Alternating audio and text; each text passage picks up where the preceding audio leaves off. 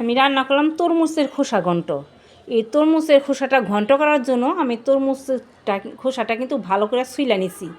আর ভিতরে যে তরমুজের খোসার ভিতরে যে লাল অংশ ছিল ওটাও কিন্তু আমি পরিষ্কার করে নিছি। পরিষ্কার করে নিয়ে তারপর তরমুজের খোসাটা আমি ভালো করে পরিষ্কার করে ধুয়ে নিছি।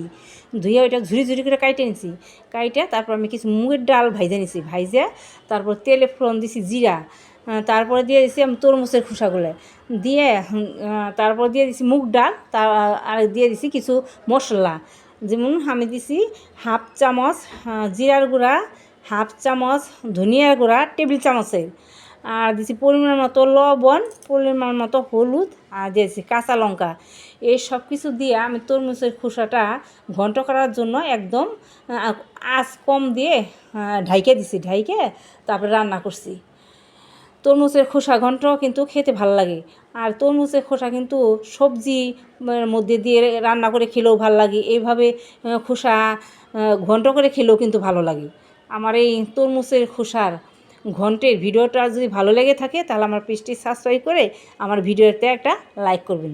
আমরা আসলে অনেক কিছুর খোসাই তো তরকারি খোসাই ফেলে দিই। আসলে অনেক তরকারি খোসা আছে যে ফেলে দেওয়া উচিত না, এগুলো আসলে কিন্তু খাওয়া যায়।